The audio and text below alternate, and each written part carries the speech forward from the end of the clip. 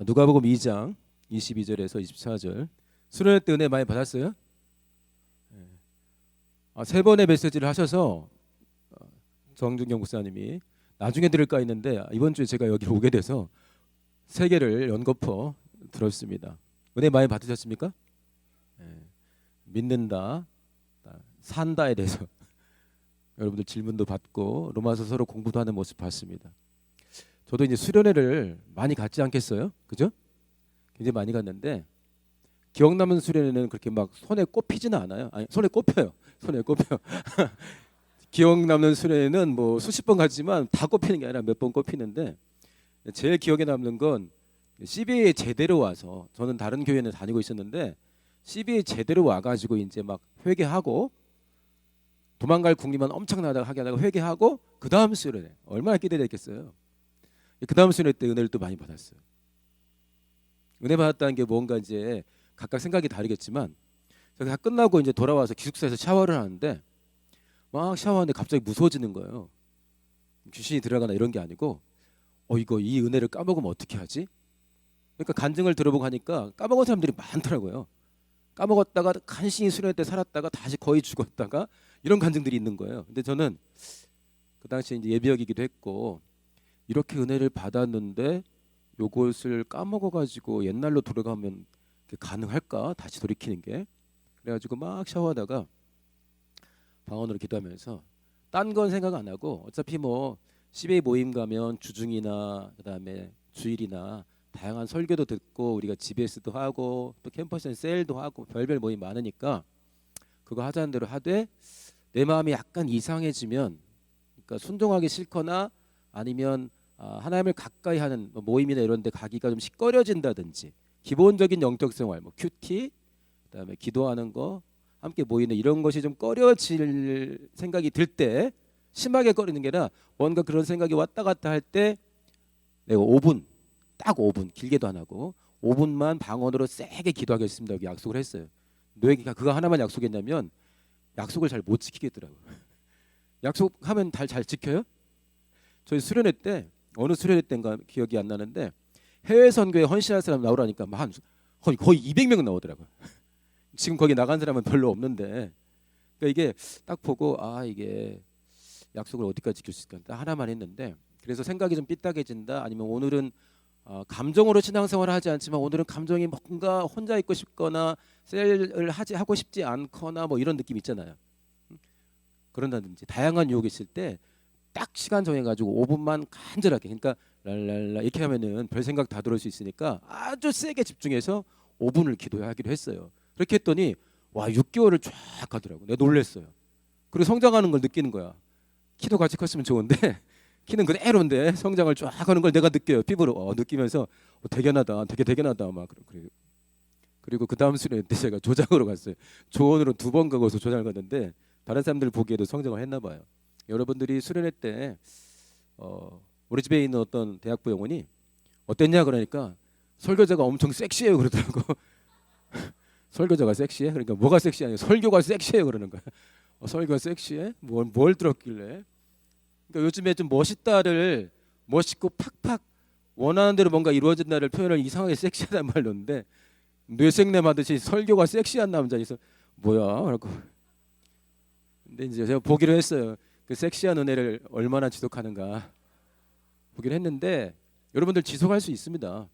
있는데 이제 지속하려면 하나님이 가르치신 방법을 따라가야겠죠. 그리고 아까 우리가 랄라라라 이렇게 찬양했지만 인생이란 게 제가 여러분보다 한 2배 정도 살았잖아요.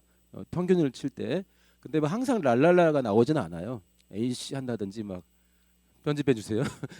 이게 막 도대체 이게 뭐야 막 하고 사역자들끼리 막 싸울 때도 있고, 사역자가 영혼하고 싸우는 거 당연히 있지만 사역자들끼리 막 싸워요.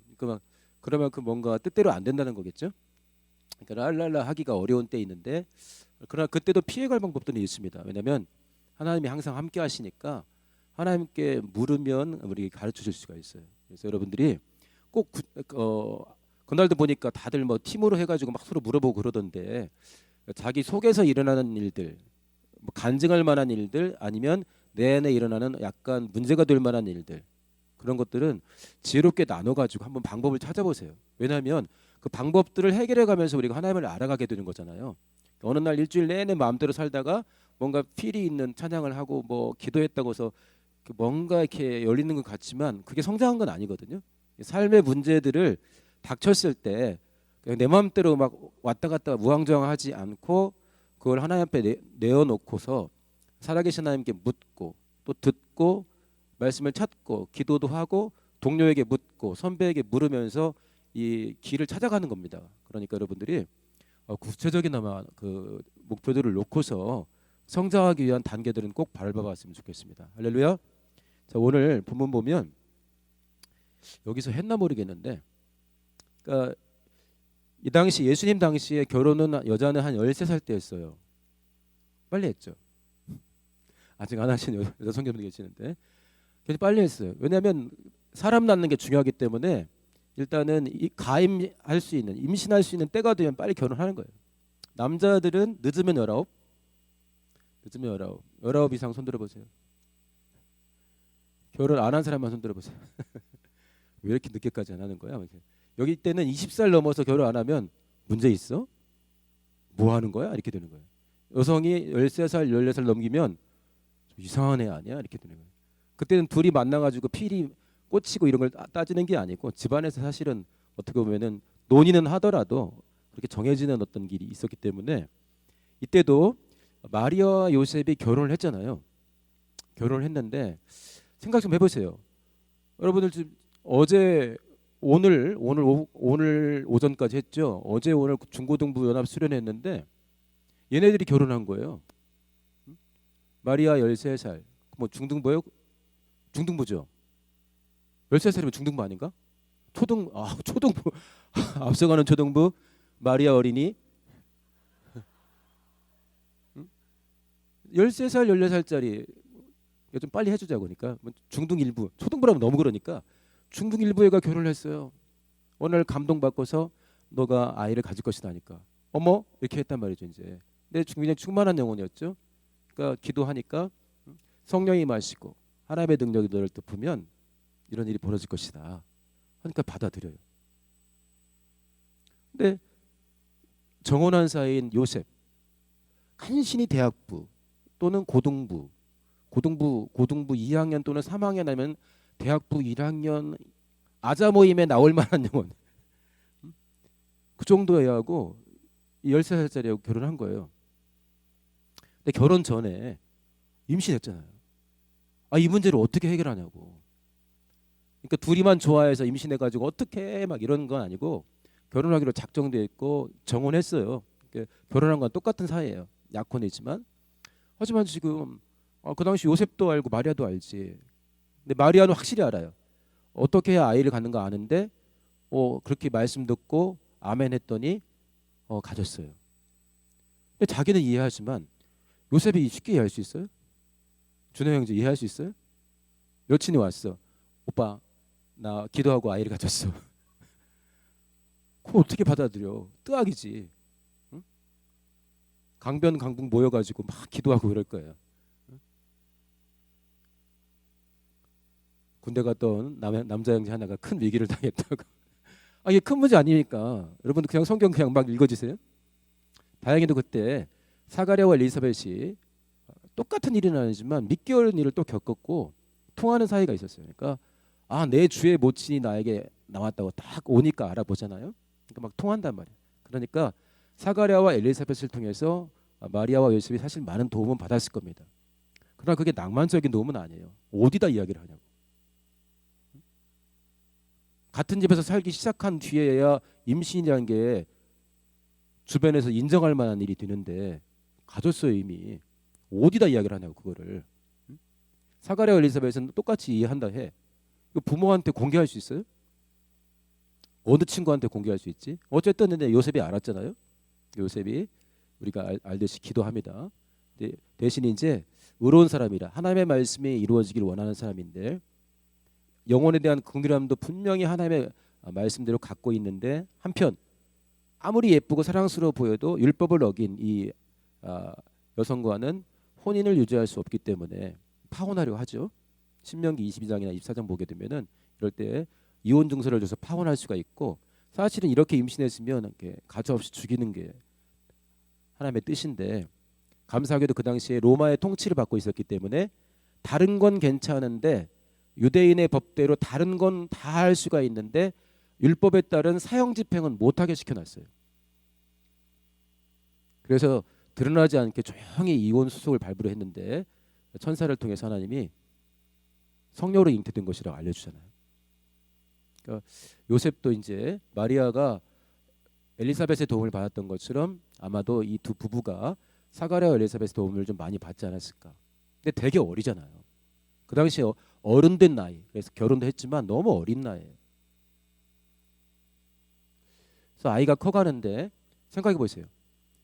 자, 이제 호적하라고 간다고 그랬어요. 그러면 생각해 보세요. 이게 분명히 하나님의 아들이면서 하나님이에요. 안에 있는 게. 영적으로 이미 공인된 거잖아. 이 아이를 잘 키우면 하나님이 된다가 아니라 하나님이라는 거야.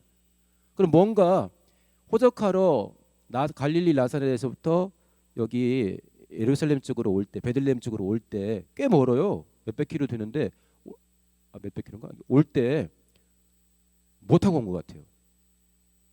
1번 KTX, 2번 걸어서, 3번 나귀를 탔을까? 가난했기 때문에 나귀가 있었을지 모르겠어요. 이 집에. KTX는 당연히 아니고 뭐 걷든지 이런 건데 생각을 많이 안 했겠어요? 거의 만삭이 됐는데 이 긴 거리를 걸어서 간다 아니면 나귀를 타고 간다 할 때 처량한 거 아닙니까? 이 로마 황제가 호적해 해서 순종하는 거잖아요. 근데 뱃속의 아이는 누구예요? 그 로마 황제보다 큰 분이잖아요. 근데 이때 고민하지 않겠어요? 이때 뭐 라라라 낭만적이다. 우리 걸어서 호적하러 간다. 애를 낳았어요. 그러니까 당연히 사람들이 다 알아야 돼. 그러나 목동들 몇하고 동방에서 온 박사들이 알고 경배도 하고 천사가 이렇게 말했다는 거 알려줬어요. 그거 감사하죠. 그럼 뭐가 열려야지. 엄청 순종해서 1년이 지나왔고 계속 순종하고 있는데 삶이 열리질 않아요. 아이 낳았으면 최소한 그 당시 최고급의 어떤 시설로 급히 이동해서 최고의 이유식도 먹고 할 준비를 해야죠. 근데 뭐는 구유에다 이렇게 올리냐. 자매들 생각해 보세요. 자매들은 괜찮아. 형제가 비참하지. 결혼했는데 첫 아이를 낳았어. 아무데도 갈 데 없어. 당연히 산후조리원 갈 돈은 없어. 집도 없어. 그래가지고 뭔가 어떻게 처량하게 됐는데 말 구유에 아이를 사랑하는 아내와 함께 그 아이를 낳았다 생각해보지. 이게 크리스마스 때나 낭만적인 거예요. 여기서 질문을 많이 받던데 수련회 때 어때? 내 아이를 낳았어. 나가지고 말 구유에 아이를 낳았다 생각해봐요. 낭만적이에요? 지금 딴 생각한 것 같아. 지금 계속 웃으면서 막 고개를 흔드는데 웃을 일이 아닌데. 이 생각해봐요. 그리고 아이를 주기로 한다. 헤롯이 아이를 주기로 한다. 그 다음에 뭐라고 그랬어요? 도망가라고 그랬어요. 가만히 있으면 내가 알아서 해결하겠다 그랬어요. 그러니까 헤롯이 아이를 죽이려고 하니까 어떻게 하라고 그랬어요? 대답 안 해도 되나? 도망가라 했잖아요. 도망가는 게 말이 돼요? 이렇게 순종하고 있고 아이를 낳고 지금 왕을 하나님을 출산했는데 하나님을 데리고 세상의 왕이 그것도 로마 황제도 아니야. 유대 왕이 지금 잡아 죽이려 한다고 도망가는 게 이게 가오가 엄청 무너지는 일이잖아 이게. 안 그래요? 그러면서 둘이 무슨 생각을 뭐야 이게. 하지만 또 여러 가지 고민이 있겠지만 하나님의 인도하심도 있고 그 가운데 즉시 순종해가지고 애굽으로 도망갔습니다. 창피한 거 아니겠어요? 약간 이거 도망가는 게 말이 되냐? 순종은 하겠지만 진짜 이거 이상한 길이다. 그리고 그 전에 이 일이 있는 거예요. 2장 22절에 모세 법대로 결례날을 찾다는 거는 여러분들 나중에 레위기 12장을 한번 찾아보세요. 나중에 거기 보면 아이 낳고 남자아이를 낳거나 여자아이를 낳고서 어떻게 하는 게 나와 있어요. 그래서 40이 지난 다음에 예물을 드리는 걸 말하고 있어요. 22절이라는 것은. 근데 이제 23절 보세요. 주의 율법에 쓴 바 첫해 처음 난 남자마다 주의 거룩한 자라 했죠. 그러니까 우리가 출애굽기 보게 되면은 6월절 내가 그 피를 볼 때 넘어가리라 하면서 애굽에 있는 모든 장자와 짐승의 새끼들, 짐승들 중에서도 첫 토태생들은 다 죽였어요. 그러면서 뭐였죠? 이제 그 피를 보고 살리긴 했지만 이스라엘의 모든 처음 난 남자아이와 그 다음에 짐승이든 뭐든 간에 처음 난 수컷은 다 내 거다 한 거예요. 그래서 민수기에 보게 되면 있잖아요. 민수기 3장 한번 써놓으세요. 나중에 찾아보세요. 민수기 3장에 민수기가 뭐하는, 민수기 첫 장면에 보통 뭘 하죠? 이스라엘 출애굽한 사람들의 숫자를 세요. 숫자를 세는데 어떤 장면이 독특하냐면 3장에는 레위 지파를 드디어 세기 시작했어요. 레위 사람들은 내 것이다 해가지고 계수에 안 넣는데, 그래서 1개월 이상 사람들을 쭉 셌어요. 그 다음에 처음 난 것은 다 내 것이다 했기 때문에 각 집안마다 큰아들 숫자를 쫙 셌어요. 그래서 이 큰아들 하나를 레위인 한 사람이 대신하는 거예요. 다 내 건데 네가 나를 내 것이기 때문에 내가 원하는 대로 살아야 되지만 그러나 너의 삶은 따로 있으니까 널 대신해서 이 레위인들로 네가 나를 위해 살아야 될 삶을 대신하게 하겠다 하는데 숫자가 273명의 차이가 나요. 그러니까 레위인 그러니까 1개월 이상의 레위인 숫자를 쭉 세고 그다음에 1개월 이상으로 한 1개월 정도는 지나야 사람이 사니까 숫자 그 처음 난 남자의 숫자를 쫙 비교해 보니까 이 남자의 숫자가 273명이 더 많은 거예요. 그러니까 예수님이 하나님 뭐라고 했어요? 털어 하는 게 아니라 하나당 얘도 반드시 내 건데 속해야 되기 때문에 그 당시 기준으로 은 5세겔을 내게 돼 있어요. 한 세겔이 한 4일 정도의 품삯이에요. 수영아 보여? 은 한 세겔이 4일 정도 품삯이니까 요즘 일당 10만 원으로 하게 되면은 은 한 세겔이 40만 원. 그리고 이거를 5세겔 하게 되면 4, 5 하니까 200만 원 정도 되는 거예요. 그걸 여기서 내는 거예요. 23절에 주의 거룩한 자라 하리라 한 대로 아기를 죽게 드리고 첫해 처음 난 남자마다 주의 거룩한 자라 하리라 한 대로 아기를 죽게 드리고. 그러니까 그러나 이제 처음에는 그렇게 레위인들 숫자로 대신했지만 그 다음에는 자기가 스스로 자기를 속해야 돼요. 그러니까 속한다는 게 뭐예요? 날 대신할 뭔가를 드려야 된다는 거잖아요. 그렇기 때문에 그거를 정한 게 민수기 18장에 보면 나오는데 은 5세겔을 똑같이 드리게 되어 있어요. 그러니까 은 5세겔을 내면 나는 하나님의 것인데 내가 하나님의 뜻대로 나를 완전히 드려야 되는데 이 대신에 내가 은 5세겔을 드리는 거죠. 그걸 한 거예요. 그다음 그렇죠? 그다음 24절 보세요. 주의 율법에 말씀하신 대로 비둘기 한 쌍이나 혹 어린 방고들, 이거 제가 여기서 한번 했을 것 같은데 이것도 굉장히 어색해요. 그러니까 제가 볼 때는 지금으로 말하면 약 200만 원, 그다음 그 당시 돈으로 은 5세겔을 마련을 하는데 마리아와 요셉이 가진 돈을 다 쓴 것 같아요. 왜냐하면 이 아이를 낳게 되면은 남자아이 같은 경우에 40일이 지난 다음에 예물을 드리게 되어 있어요. 두 가지 예물을 드리는 게 뭐냐면 하나는 번제물을 드리게 되어 있어요. 번제물은 일반적으로 1년 된 양을 드리게 되어 있어요. 그런데 뭐라고 되어 있냐면 레위기 12장에 그거 할 만한 형편이 안 되면 그 정도로 가난하면 비둘기로 드려라 그랬어요. 그러니까 일반적이면 번제로는 어린 양을 드리고 그다음에 속죄, 혹시나 몰라 이 아이를 출산하고 지금 한 40일 정도 되는 기간 동안에 있을 수 있는 죄에 대해서 회개하는 의미로 속죄제를 드리는데 그거는 비둘기를 드리게 되어 있어요. 근데 번제로 어린 양을 드릴 수 없으면 그냥 비둘기 2마리를 사가지고 하나는 번제로 하나는 속죄제를 드리는 거예요. 근데 조건이 뭐냐면 어린 양을 드릴 만큼 형편이 안 되면 가난하다는 말이에요. 계속 이게 하나님을 낳는데 삶은 영적으로는 모르겠지만 삶은 변화가 없어요. 계속 가난해요. 아마도 이 5세겔로 굉장히 애를 써서 마련했을 것 같아요. 그러니까 그거 하고 나니까 어린 양을 살 만한 돈이 없는 거예요. 그래서 너무 창피하지 않아?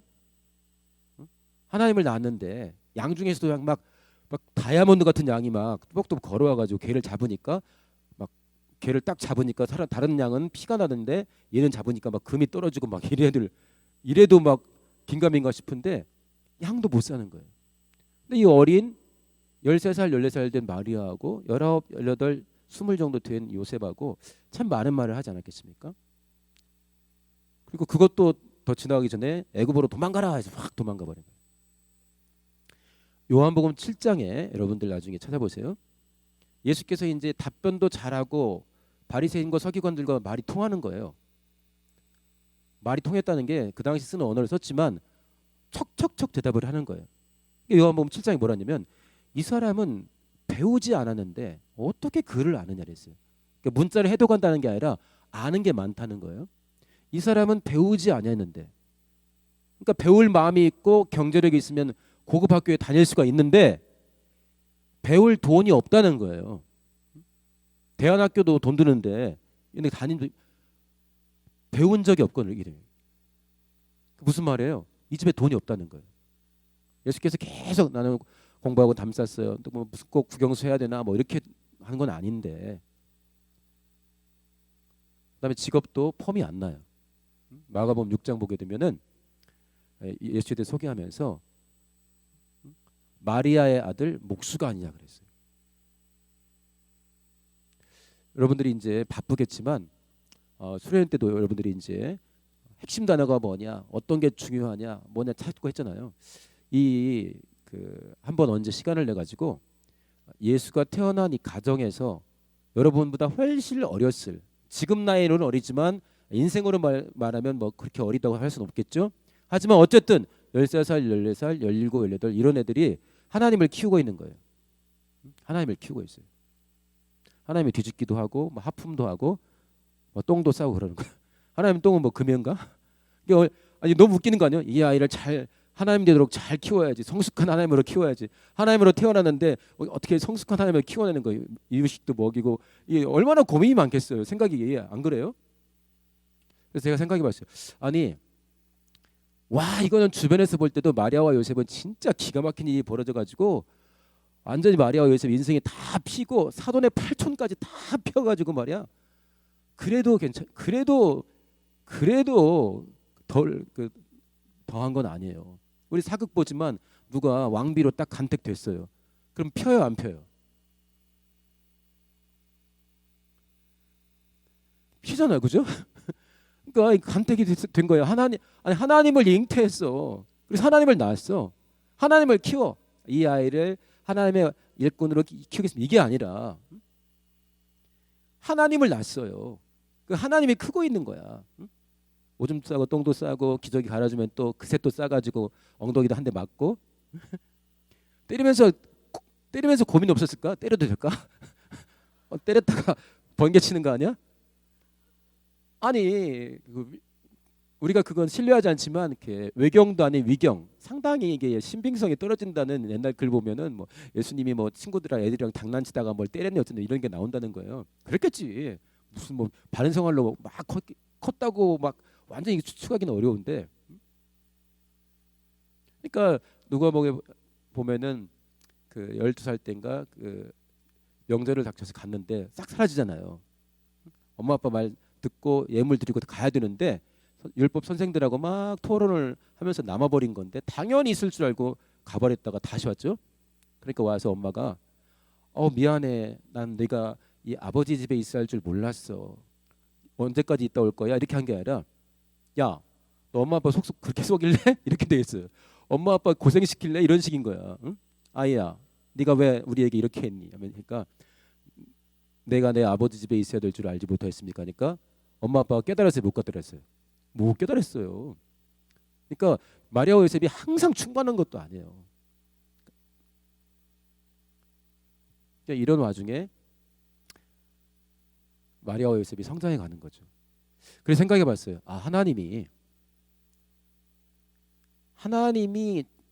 하나님의 일을 진행하시는 데에는 아까 우리가 작은 자를 쓰신다고 찬양도 했는데 하나님이 하나님의 일을 진행하는 데에는 육체적인 제약이나 환경적인 제약은 거의 의미가 없구나 생각을 하는 거예요. 최고의 유머를 뽑아가지고 그것도 하나님이니까 하루씩만 딱 맡겨가지고 너 27일, 너 28일, 너는 저지 얼마나 좋은 애니 막 그렇게 해가지고 그렇게 해도 더함이 없는 상황이에요. 하나님이니까. 근데 이 촌동네에서 자기 스스로 보기에도 미천한 영혼이라고 마리아가 고백했는데 여기서 하나님이 크는 겁니다. 위협은 그대로 있고 잘 못 먹었어요. 학교도 제대로 못 갔어요. 말이 돼요? 교양 보낸 것도 아닌데. 하나님은 이 상황 속에서 하나님이 원하신 일을 하는데 전혀 제약이 없는 거예요. 여러분이 저 포함해서 이래서 안 돼 저래서 안 되는 그거는 철저하게 마귀적인 생각인 거예요. 물론 그 자체를 하나님이 정죄하진 않으시는데 내가 여기서 어찌하리까를 물으면 되는 거예요.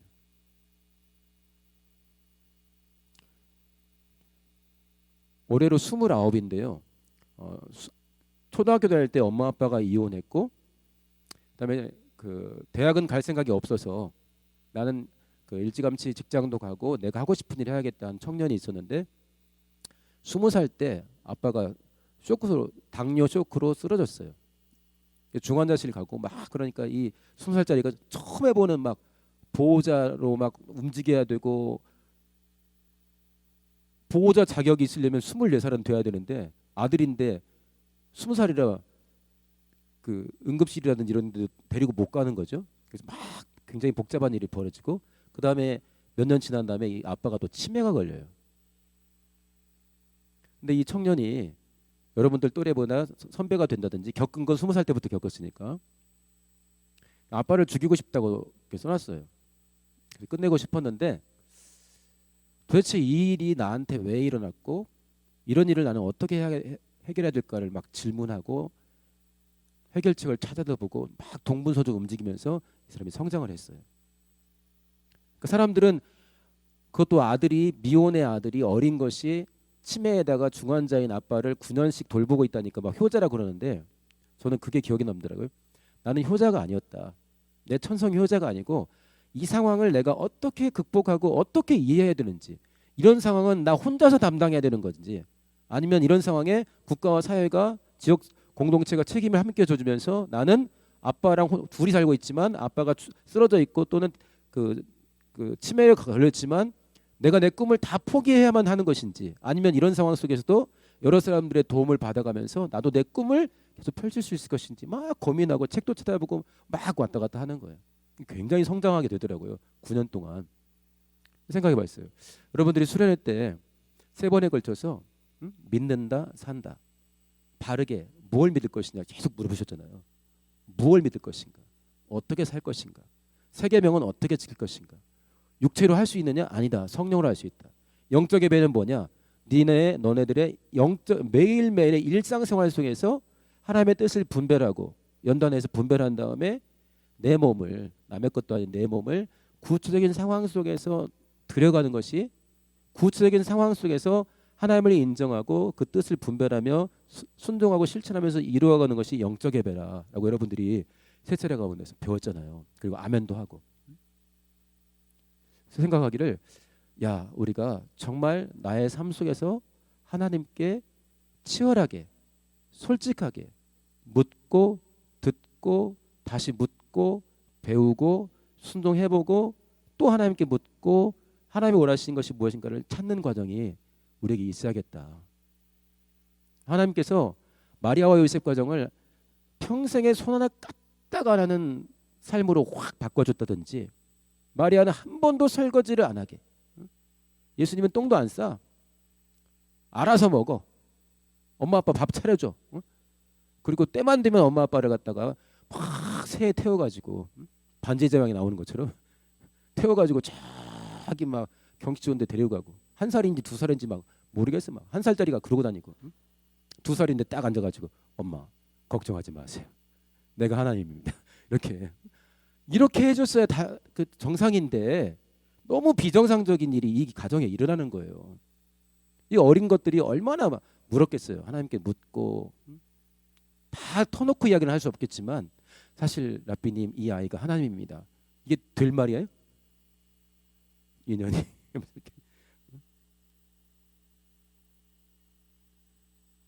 공부하고 싶다는데 학교도 못 보내고 그리고 폼나고 막 가오나는 그런 직업도 아니고 아빠가 했던 거 그대로 목수하고 있고 폼나는 직업 아니거든요. 그러니까 하나님이 그 하나님의 부모를 육신으로 하나님을 출생한 그다음에 키워낸 그 마리아와 요셉에게 허용한 환경은 마리아와 요셉을 저주한 게 아니고 그 안에서 하나님이 커가기 때문에 1살짜리 하나님, 2살짜리 하나님, 3살짜리 하나님, 커가는 하나님을 키워내고 있는 상황이었죠. 물론 침례받고 성령 받은 다음에 공생애를 하지만 그 전에도 그러면 막 우리가 때려 그래요? 침례받기 전에는 또 이리 딱 하고 아니요. 그렇게 할 수 없잖아요. 그러니까 많이 하나님께 묻고 배우면서 이 부모가 굉장히 성숙할 수 있도록 하나님의 도와주신 것 같아요. 그래서 여러분들이 요즘 세대는 길게 못 참긴 하는데 여러분들의 뜻대로 되는 일이 뭐 많이 있겠지만 여러분들의 뜻대로 안 되는 일은 더 수도 없이 많아요. 여러분들이 원하는 직장에 다 갔습니까? 연봉이 다 원하는 만큼이에요? 아니죠. 원하는 자매 다 사귀고 있어요? 원하는 형제가 다 와서 자기한테 무릎 꿇고 있어요? 아니죠. 부모님 삶은. 그러니까 참 하나님께 제가 제목을 실수가 없으신 하나님이라고 잡았는데 하나님은 선하시고 분명히 실수가 없어. 그렇다면 여기서 내가 이런 일을 겪고 이런 상황 속에서 무엇을 나에게 가르치시고 이끄시려고 이런 상황을 나로 겪게 하시나. 만약에 하나님이 변덕이 심하고 선할 때도 있지만 악할 때도 있다면 우리가 답을 찾기가 어렵지만 하나님은 선하시고 최선을 다해 우리를 사랑하시고 실수가 없으시다. 그렇다면 그리고 나의 연약함과 환경은 내가 하나님을 만나고 하나님과 동행하는데 아무런 제약 조건이 아니다. 그게 너무나 분명하다면 바르게 믿고 여러분들이 바르게 살아가기 위해서 또 특별히 수련회 가운데 애써 기도하고 은혜 받은 것을 열매로 키우기 위해서 진실하게 하나님께 자주 진실하게 묻고 하나님의 말씀을 받고 듣고 다시 묻고 서로 돌아보면서 여러분 가운데에서 진행될 하나님의 일을 키워나가시기를 예수님으로 축원합니다. 하나님을 키울 때 얼마나 애썼겠어요. 한계가 있는데 우리 안에 있는 꿈도 마찬가지입니다. 하나님만 소중한 게 아니라 우리도 따지고 보니까 하나님의 핏값이에요. 오늘 도원행제가 찬양을 인도했지만 어디 멀리 끌려갔던 여동생이 온 것도 아닌데 굉장히 작은 일이 벌어졌는데 가족들이 울면서 그랬다잖아요. 제가 오늘 성가대를 봤는데 도원 엄마가 안 보이는 거예요. 어디 계시나요? 문자 보내서 어디 계시나요? 오랜만에 본당 들어갔더니 성가대석이 안 보이시네요 했더니 우리 도예가 그래서 이제 해가지고 이제 짐 싸고 정리하느라 피곤해서 집 근처에서 예배를 하셨다고요. 오 제가 보냈어요. 오 보냈는데 도행제도 앞에서 찬양을 인도했지만 고민이 많지 않겠습니까? 소망이라는 소원이라는 찬양을 마지막으로 했는데 찬양팀이 다 그렇게 그게 믿음으로 고백했지만 고민이 없겠어요? 고민 있을 때 우리가 부끄러워해야 됩니까? 첫 번째 찬송으로 우리가 6월절 인양을 했어요. 그때 더 이상 정죄함 없네 그랬잖아요. 충만할 때는요 정죄 안 받아요. 더 이상 정죄함 없네는 언제 내가 고백할 수 있냐면은 모임에서도 정말 존재감도 없고 일도 안 풀리고 수련의 은혜 받았지만 일주일 만에 다 까버렸어. 그리고 내가 지난 일주일 동안 살았던 걸 사람들이 혹시나 속 마음은 둘째치고 겉으로 산 것만 CCTV로 찍어가지고 이 모임 내에 공개한다 하더라도 정말 민망하거나 어디 숨어버리고 싶을 그때 정죄를 안 받아야 되는 거예요. 집에 있을 때 은혜 많이 받았어. 누가 그때 정죄를 받아? 철회 때 와가지고 전심으로 기도해서 누가 그때 정죄를 받냐고. 더 이상 정죄 없네는 언제냐면 누가 봐도 정죄 받아야 마땅할 때 안 받는 거예요. 나 이대로 살래 이게 아니라 예수의 피를 의지하는 거죠. 그러니까 저도 이렇게 주변의 사람들을 만나보지만 정작 하나님께 가까이 나갈 때 도망가는 영혼이 많아요. 뭐가 잘 안 되는 거죠. 부끄럽고 숨고 싶을 때. 그때 제대로 하나님께 나가서 부끄러운 이유도 말하고 나한테 너무나 절박하게 필요한 거를 하나님께 말해야 되는데 대부분은 그때 도망가요. 더 이상 정죄함 없네 이 찬양은 충만할 때도 하지만 진짜 내가 비참할 때 원수가 언제 정죄해요? 충만할 때는 못해요. 정죄 안 받을 때 정죄받기에 마땅할 때.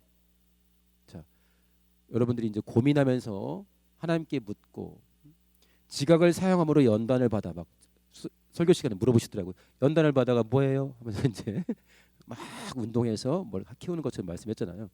지각을 사용함으로 연단을 받아. 다시 말하면 내가 여기서 어떻게 살 것인가? 나한테 오늘 이런 일이 닥쳤는데 어떻게 할 것인가? 이걸 고민해야 돼요. 그래서 하나님의 선하시고 기뻐하시고 온전하신 뜻이 이 상황에서는 뭘까? 그리고 이 상황에서도 내가 다른 영혼에 대한 관심을 놓치지 않고 최고로 잘 사는 삶이라는 예수 그리스도를 본받아 세 계명을 지키는 서로 사랑하는 삶, 다른 영혼에 관심을 갖는 삶을 어떻게 가질까? 아까 찬양했지만 내 앞길만 비추는 게 아니라 또 다른 사람의 길을 비춰줄 수 있다면 그게 우리의 소명 아닙니까? 내 마음대로 살다가 어느 날 낙원 가게 되면 낙원 갈지 몰라 안 갈지도 모르는 거 이렇게 되면은 그래서 분별하지 않고 막 산 경우는 상당한 그 경우에 하나님과 상관없이 살았을 가능성이 커요. 그렇게 되면 하나님과 상관없다는 건 뭐예요? 순종하지 않고 인정하지 않는다는 거거든요. 그러니까 이것이 굉장히 길어지면 도대체 이게 그리스도인인지 예수께 속한 영혼인지 하나님 마귀에 속한 영혼인지 분별이 안 될 수 있어요. 그러니까 막 자기 스스로는 자기를 달래가지고 그래도 괜찮을지 모르지만 영적으로는 어떻게 되는지 모르는 거예요. 그래서 여러분들이 받은 은혜 절대 까먹지 마시고 저 같은 경우는 진짜 다른 약속 않고 5분 정도만 간절하게 방언으로 기도한 다음에 뭔가가 다가오면 이상한 생각이 들거나 삐딱해지면 시험의 기운이 왔다 갔다 하면 5분 정도 간절하게 방언으로 기도한 뒤에 그때 뭐라고 기도했냐면 거기까지는 제가 하겠습니다. 근데 5분 정도 그렇게 간절히 기도했는데 하나님의 유혹을 거둬가지 않으면 저는 모릅니다. 이렇게 했는데 그렇게 하니까 6개월을 쭉 가더라고요. 6개월 하루날 제가 넘어졌다는 게 아니고 정확히 계산해 봤을 때 6개월은 진짜 와 이게 너무 기특한 거예요. 하루 이틀 3일 4일 막 하는데 여러분들 그렇게 하나님께 묻고 살아계신 하나님께 묻고 답하고 또 묻고 찾고 하면서 정말 믿음과 소망과 사랑이 단단해지는 행복한 청년들 되시기를 예수님으로 축원합니다. 기도하겠습니다. 기도하고 바로 오늘 결단 찬양하고 마칠게요. 기도할 때 여러분보다 더 어린 중등 1부 13살 18, 19 고2 또는 고3 많이 가면 대1 취업 1년차 둘이 결혼해가지고 하나님을 키우는 거예요. 낳을 때부터 문제가 많았어요. 키울 때도 계속 문제야. 나중에는 필 줄 알았는데 십자가에 팍 달려가지고 거기까지 어떻게 나중 부활하면 확 달라지지만 그 전까지 어떻게 참아내냐고요. 이 마리아가 많이 묻고 듣고 배우면서 하나님은 하나님을 키워낸 그 소중한 영혼들을 정말 최선을 다해서 사랑으로 돌보셨고 하나님의 사람들로 키워냈을 것입니다. 내 삶의 모든 순간순간 그냥 아무렇게나 살지 않고 주의 뜻을 분별하면서 바르게 잘 믿고 바르게 살아갈 수 있게 해달라고 하나님 보시기에 단단한 영혼들 되게 해달라고 우리 예수 한번 하시고 동서로 기도합니다.